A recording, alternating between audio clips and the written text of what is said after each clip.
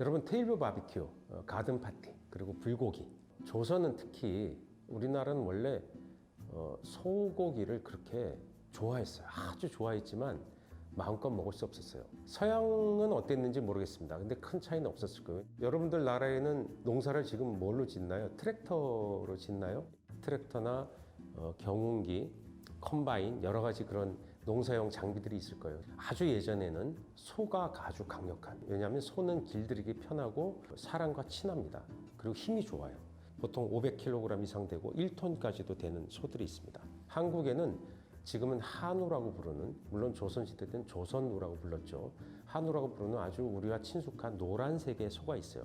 이 소는 거의 100% 먹는 용도로 고기를 공급하기 위해서 사육되지만 과거에는 이것이 농사 도구로 사용됐습니다.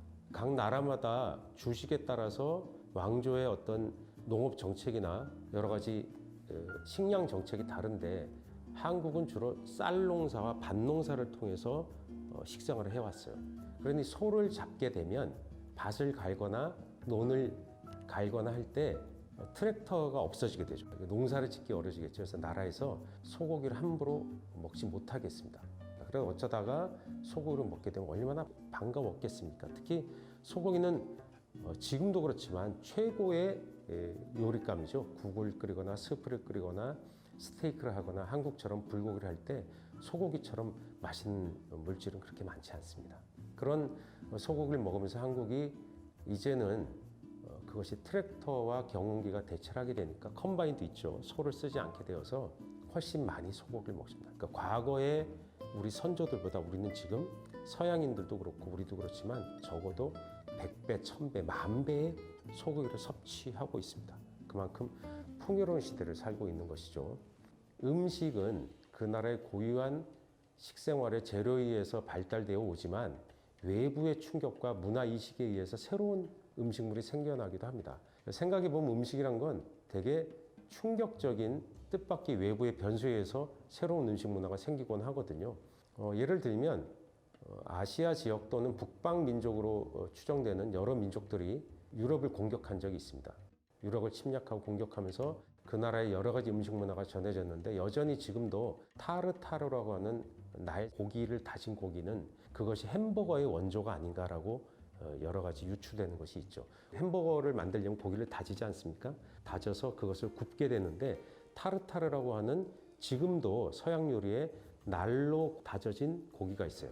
한국은 한국인의 힘, 한국인의 자랑 이런 걸 얘기할 때 고추를 흔히 들이댑니다. 그래서 한국이 예를 들면 세계적인 스포츠 경기에서 우수한 결과를 내었을 때 한국의 언론에서 뭐라 그랬냐면 고추 먹고 낸 힘으로 우수한 성적을 거두었다. 매운 고추의 맛을 상대편에게 보여주었다. 이런 헤드라인을 흔히 많이 썼습니다. 그 정도로 고추는 한국인의 상징처럼 되어 있고 특히 어린 친구들은 이 고추가 한국이 원래 원산지인 나라로 생각할 정도로 고추를 아주 즐겨 먹고 많이 먹습니다.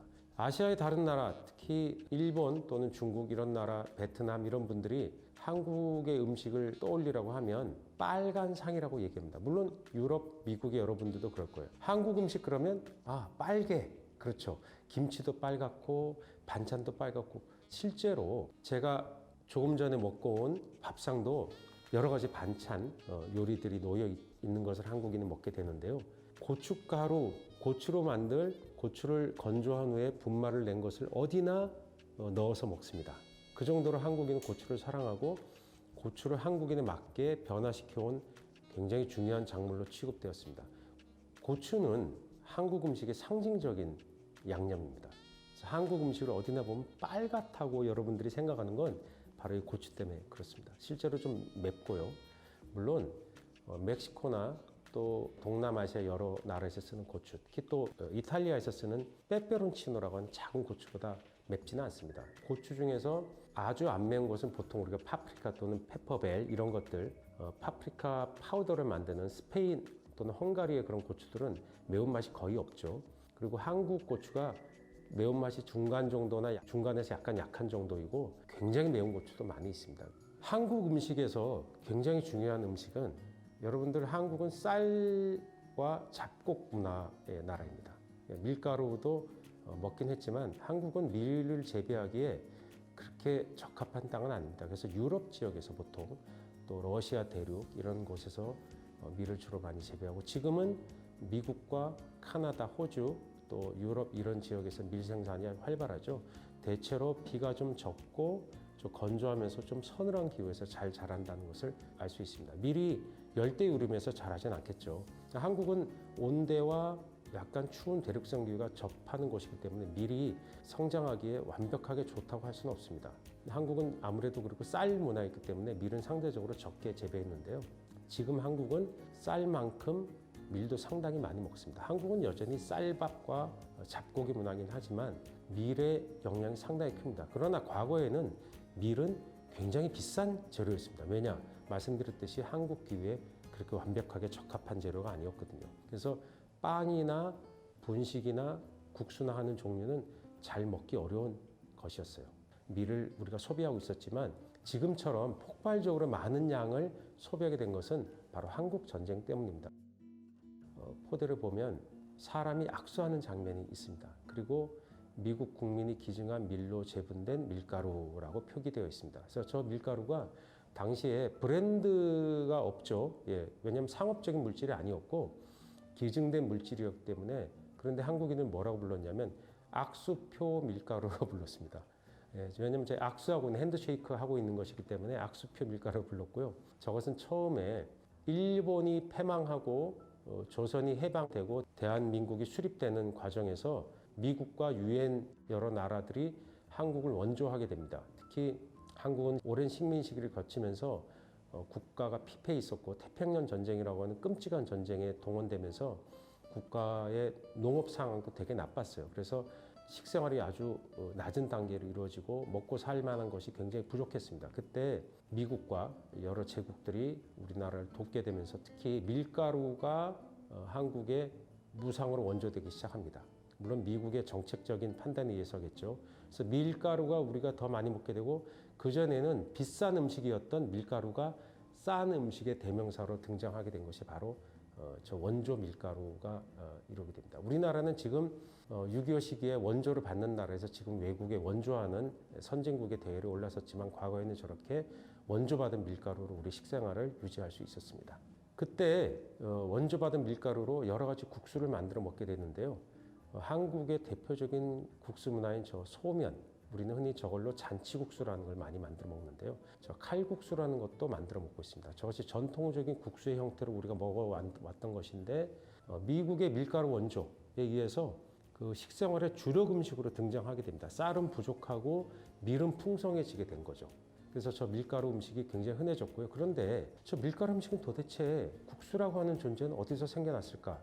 그 원조를 정확히 알 수는 없지만 아마도 중국 또는 아랍 제국들, 그 다음에 지중해 여러 지역에서 국수 문화가 탄생되어서 전 세계로 퍼져나간 것으로 보입니다. 여러분들이 한국에 와서 도전해보거나 먹고 싶은 음식 중에 10가지 중에 꼭 들어가는 게 바로 저 떡볶이입니다. 스트리트 푸드의 일종인데요. 밀로 만든 것도 있고 쌀로 만든 것도 있습니다. 근데 원래 쌀로 만든 떡볶이라고 발음하죠. 떡볶이는 원래 아주 비싼 음식이었습니다. 왜냐하면 쌀로 뭔가 떡을 만들었다는 것은 굉장히 부유한 사람만 먹을 수 있었던 음식이었거든요. 100년 전에는 그랬습니다. 과거에는 먹고 살 게 굉장히 없었죠. 그래서 떡볶이라는 것은 부자들만 먹을 수 있었던 음식인데 밀가루가 들어오면서 길거리 음식처럼 아주 대중적인 음식으로 변하게 됩니다. 그래서 원래 떡볶이는 소고기나 아주 고급 버섯 이런 것들로 조리되었는데 대중 음식인 떡볶이는 값싼 밀로 만들 수 있는 떡, 그 다음에 그 양념을 하게 되는 고추장, 고춧가루 같은 물질들이 들어갑니다.